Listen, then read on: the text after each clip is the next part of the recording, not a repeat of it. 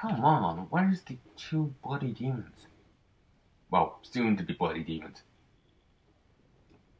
Mine. It's too far away. Damn it, damn it, damn it. There's one. And I claimed them all. I was just waiting for someone else to swoop in and be like, Turbo Asshole is here to ruin the day. I'm really recording differently than normal.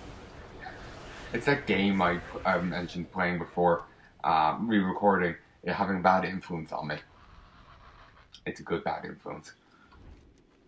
Because I'm actually having a lot of fun, even though this isn't exactly enjoyable itself, because I'm replaying the same shite over again, I'm still finding a bit of fun out of it. Also, I keep seeing that bandana as like a beard, so I keep wondering, why am I being attacked by dwarves? Oh wait. Sorry, it's Iron Horde. Never mind.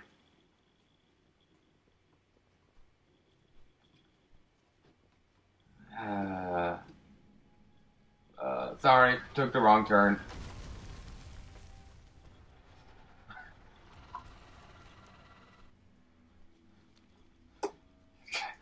Sorry, took the wrong turn at Albuquerque. Oh, I remember Looney Tunes. Remember watching them a ton growing up. Remember actually Bugs making that comment at one stage. He tunneled his way into a bullfighting arena, you know, with the matadors and all that, and the bull tried to charge him when he came up and to read his map. And here we have the elusive Sump Gnome, this time standing under native habitat. Budget, what's his, David Attenborough. Not exactly British. Nice, you're quite the slayer, Palnai. Give me a low 5.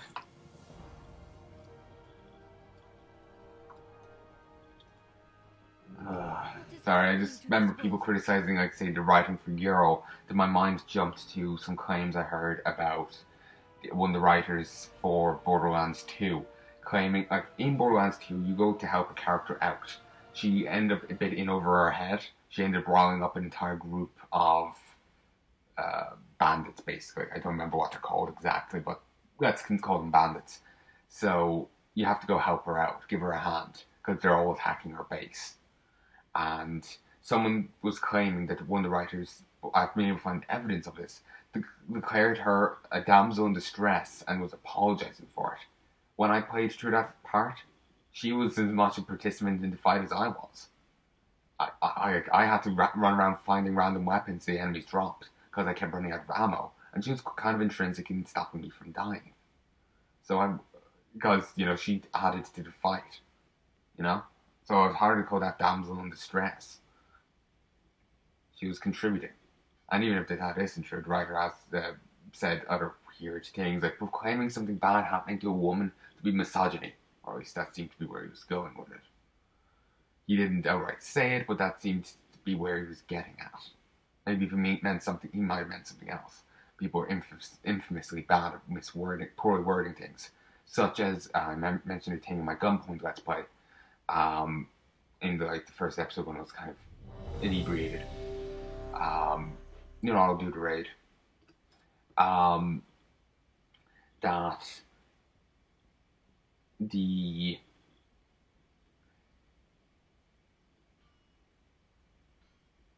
there was a writer, and he was commenting that video games were too video gamey as part of his big thing, as a part of a big article. And people were kind of mocking him because it's kind of a silly thing to say. Video games are being too video gamey. But someone was trying to explain what he meant. That he was commenting on basically ludonarrative dissonance, when the story and the game mechanics don't quite match up. So it kind of ends up not making sense. And that's a fair enough criticism. That's a good criticism and an important one to make, because the games and narratives should match up. Otherwise, you know, it ends up just being kind of off. but his phrasing is quite poor, and it ends up ruining his point, and he just ends up being looking kind of silly. And you could, at least due to the silliness, end up dismissing his point, even if it is valid, which it is.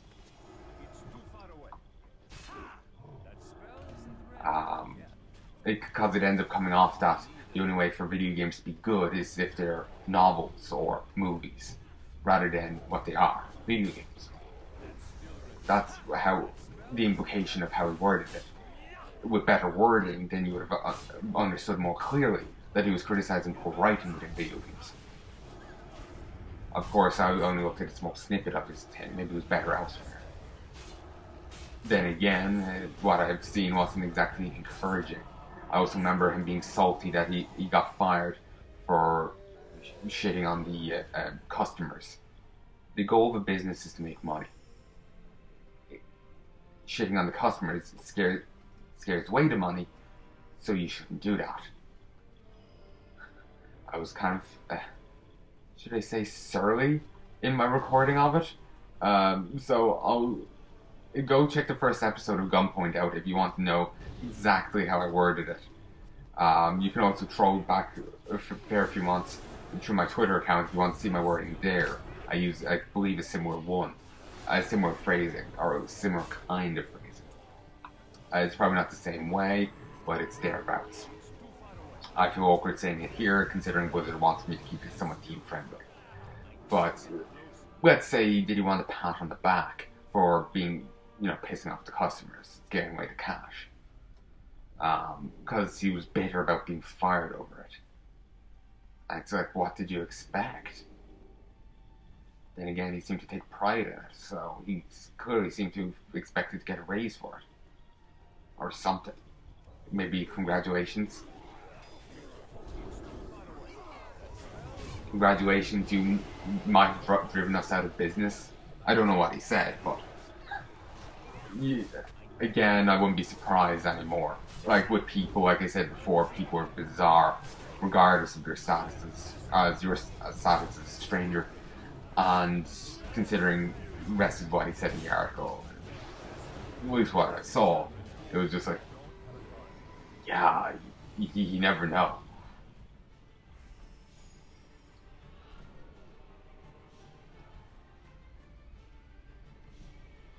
Alright. I'm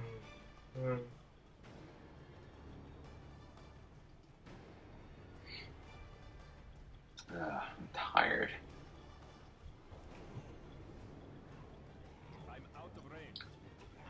So yeah, I remember seeing quite a few bad critiques dotted around online. There's one I can think of right now because I ended up bringing it up in one of my recordings. I recorded some Ancient Space. Could someone aggro the Slag Behemoth? Why?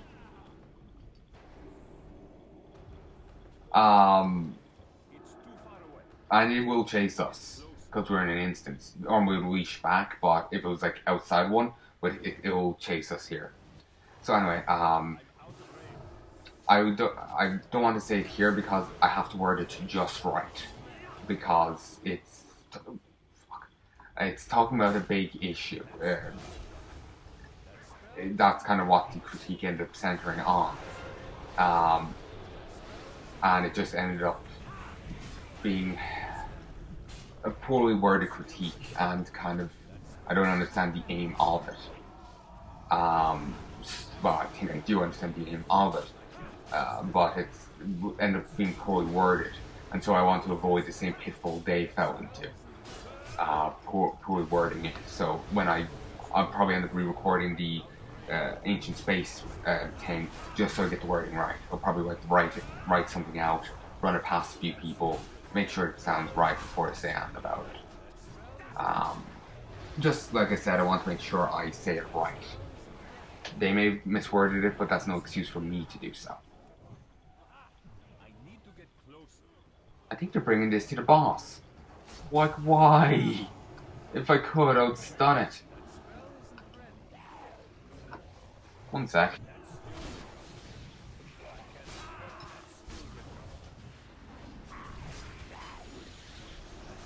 Here, folks. And I'm stunned because I had to plug the mic in the middle of a clusterfuck of a boss fight. But yeah, basically, I got reminded there of a few back critiques that I've seen because, like, you know, worked at YouTube a bit. I will comment on it at some stage. But like I said, I want to make sure I word it right. There's no point in me commenting on it and falling into the same pitfall I'm criticizing someone for. Well, I wouldn't fall into the exact same one unless you considered their pitfall being the poor phrasing of it. I'm not sure, particularly if they. Since I never played the game that they're criticizing, I'm not sure how much of an argument they have. I feel a little awkward criticizing them too much. It's just the way their criticism comes off is what I'm criticizing. If you get me. Like, their criticism may have merit. I'm skeptical of it from what I've heard of it. But who knows, maybe it actually does have merit. But they just phrased it poorly, like the other guy talking about narratives of dissonance, but phrasing it very poorly. Who knows? Who knows? And my foot's kind of sleeping. Well, my whole leg from my left knee down. And I need a drink. Oh, woe is me. Actually, a while back I watched the last movie I needed to see in the Cornetto trilogy, the Shaun of the Dead. Somehow it'll run over us, but it won't affect the boxes in the slightest. I call foul play. Let's move this way. Yep. Ow! Ow! Divine Shield! Run! Yeah, Shaun of the Dead. I watched that. I have to say I liked it. I was expecting a different ending, but I'm not going to complain. Like I said, I enjoyed it. It wasn't half about a game. A game? No. It wasn't half about a movie. Sorry, I'm getting frazzled because, you know, I'm distracted. 1 second.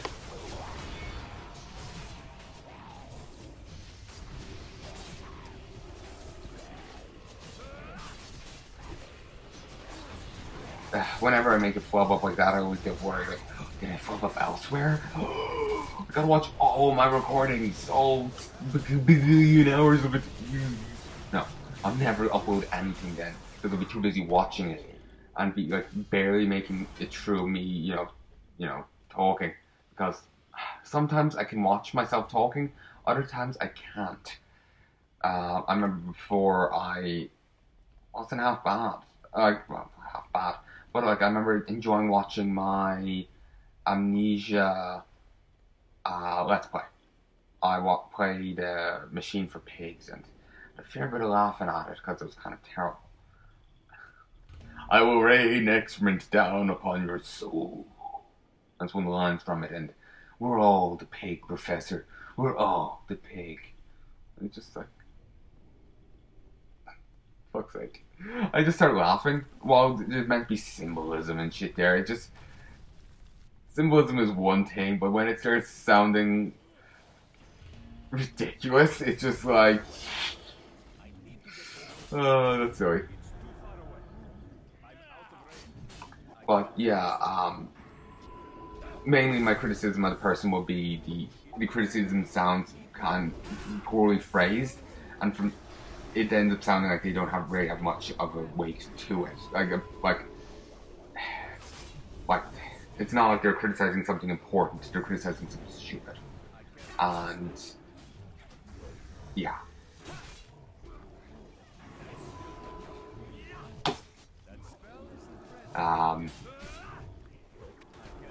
Like if like, you know, the article I was talking about with the narrative dissonance. That's an issue with actually some weight and point to it. But in this, the review I'm thinking of, I don't really think there is such a point to it. I think it's just,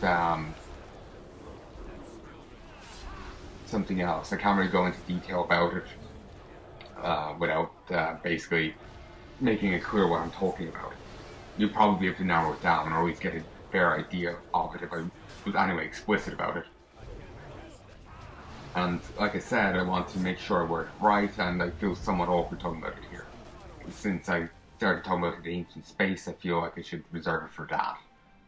Even though I could talk about it here and there, that's just how I feel about it. I don't always make sense.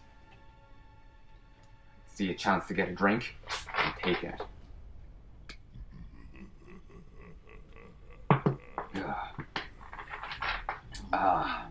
Just seeing his hook there reminded me of a line from Pixel Parsley, a game I plan on recording at some stage. The game of Parsley is fun till you lose a hand. Then you're hooked. That's a brilliant line.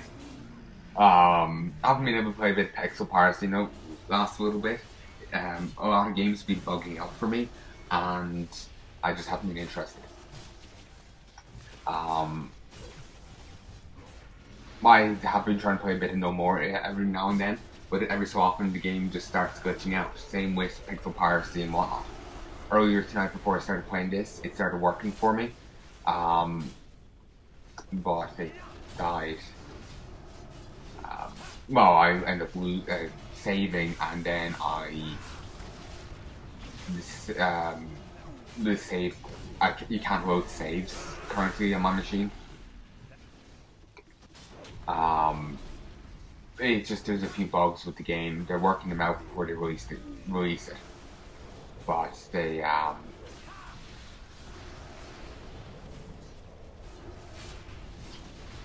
haven't gotten some major ones yet. It's still, like I said, in early access. For a moment I thought Ghoul said sorry, he said scurry. Close enough. Not the slightest. 1 sec.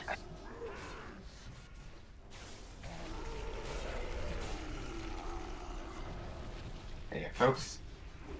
Damn it. Move. Alright. Ooh, damn it. It wasn't the worst thing to get hit with. There's one ability he has where he just slows people down. You know, I wonder if it's any bonus thing here on Mythic. Remember how I said for the Ogre raid, there was one bonus boss, though you don't kind of get any loot from it, in the final boss fight on Mythic, in Heimel.